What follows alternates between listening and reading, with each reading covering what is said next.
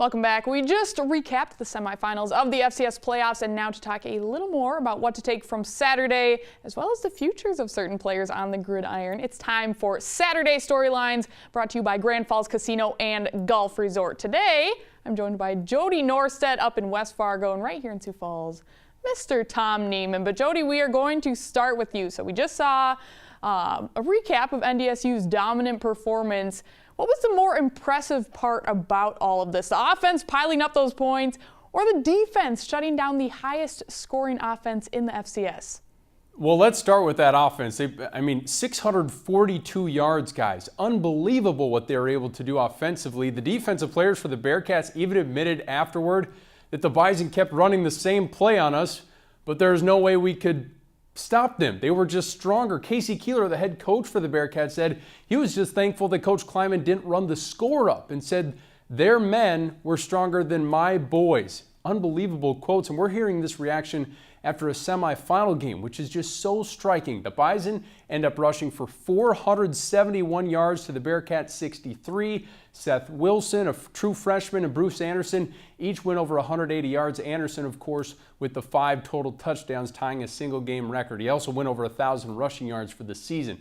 We shouldn't be surprised, though. The guy that's normally in this chair, Brian Shawn, has been telling us all year how overrated the Bearcats are, right? He finally got to validate that point on Friday. But I would have to say that the defensive performance was probably the more impressive part. We knew Sam Houston's defense was terrible, but we also knew their offense was pretty darn good. And the Bison made that offense look like it was one of those really bad non-conference opponents that they play back in September. They picked off Jeremiah Briscoe 3 times, and they never let Sam Houston build any sort of momentum. They got that field goal early, and then they had another opportunity, but then they had that pick by Marquise Bridges. The defense has allowed only 26 points in 3 playoff games. That is absolutely remarkable what they've been able to do. And for the record, we do have Bichon saying in head-to-head that he thought Sam Houston was overrated. But impressive performance, but the injuries had to take a little bite out of that celebration, Jody. So can you update us on that front?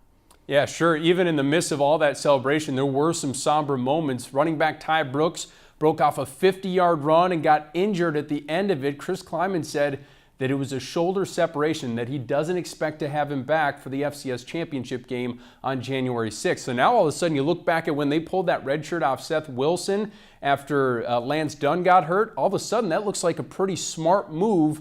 And knowing what Seth Wilson just did in that last game with 190 rushing yards to complement Bruce Anderson's big day, you still have that 1-2 punch even though you're down Lance Dunn and Ty Brooks, 2 of your main backs coming into the season. So that all of a sudden looking like a bigger move, having Seth Wilson not redshirt in his first year. In addition to that injury, both of their starting cornerbacks went out. Jalen Allison had his knee taken out while blocking on an interception return by Trey Dempsey, which didn't even end up counting, by the way. And Allison finished the game on crutches. And then their other starting corner, Jalen Wimbush, left with a knee injury. So we saw some guys really have to step up. Marquise Bridges, a converted wide receiver, came up with 2 interceptions in the game. That first one was really key, swung momentum early. He was great in coverage, too, against Nathan Stewart, one of the top receivers in the FCS. They're going to miss those guys, no doubt about it. But like Trey Dempsey said in the postgame press conference, that's why the younger players are always working hard in practice and on the scout team, because you never know when your opportunity is going to come. So some big opportunities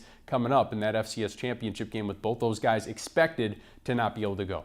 All right, so looking to that championship game on January 6th in Frisco is a rematch of the FCS semifinal from last year, in which James Madison beat the Bison, where they would go and win the national championship eventually. So, Jody, what is your early analysis on this matchup? Oh, I'm excited for it. This is the team that ended the championship reign for the Bison and denied them a shot at 6 straight. It was a great battle last year. Came down to the 4th quarter. It was tied with 12 minutes left. Then JMU got a field goal, later scored a touchdown to put the game out of reach.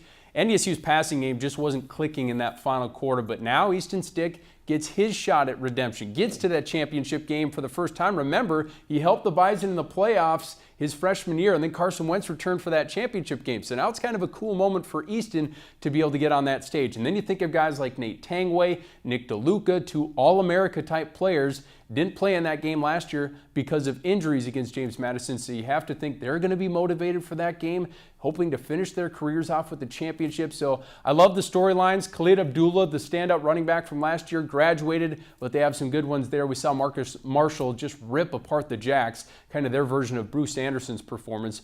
Brian Shore is back, passed for over 3,000 yards, 26 touchdowns a year ago. The interesting thing is that we have two teams that are going to be extremely confident coming off such dominant semifinal games, and both squads have the experience of winning in Frisco. Coaches on both sides, boy, they're going to be burning the midnight oil the next couple of weeks. All right, January 6th, going to be here before we know it. Thanks so much, Jody. You bet. Well, moving down to Sioux Falls, Tom Nieman, how's it going? Hi, Stu.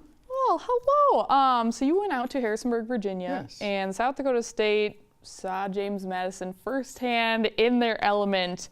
I think they came away impressed by the Dukes, see why they were national champions, but what was the vibe after the game? It's a really good football team at James Madison right now, and very somber for the Jackrabbits, obviously. It's tough to see a football player shed some tears and when his season comes to an end so abruptly like that. But it was kind of a mix for the SDSU coaches and the players. Of course, lots of credit to James Madison for the way they play. These guys hit like trucks. They've got speed all over the place on defense, and they don't just try to break up passes like a lot of other teams do. They try to pick it off every time, and that's what they did obviously in this game. So there was that, but terrible disappointment for South Dakota State on how it ends for 15 seniors. A great season for them, most wins ever this year with 11, but short of the goal for these seniors this year. So they will say goodbye to some really good players, obviously.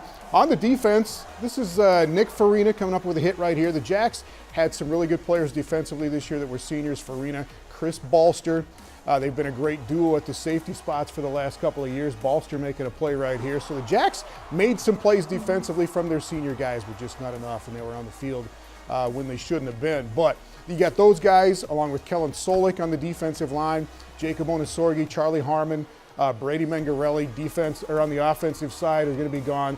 Dallas Goddard did get a touchdown catch here, and you go to those guys. Goddard finishes in the top 5 at SDSU in catches and in yards and in touchdowns. Jake Winicky did get a touchdown catch in his final game.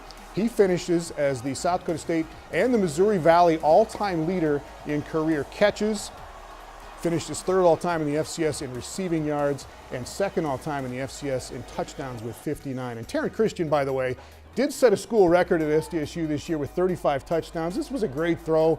He made some in this game, despite all of the turnovers, and he got banged on a lot for his performance in this game by people that are idiots. But you got to deal with that when you have a performance like that. But the offense coming back for the Jacks is going to have some playmakers led by Taryn Christian. I think what we've come to learn, though, in the FCS is you have to have a great defense to get further than the Jacks got this year, to get to that championship game. James Madison's got a fabulous defense. North Dakota State's got a fabulous defense. The two best defenses in the country going head-to-head in this championship game, and it should be really good. Yeah, I have a feeling, we will see a lot of success from Jackrabbit football in the future. Fell a little short than what they want to do, but nothing to hang their hat on. They keep building. It was a bad performance, unfortunately for them in this final game, but the season they had, and they just got to keep taking step after step and start building that defense to a championship level.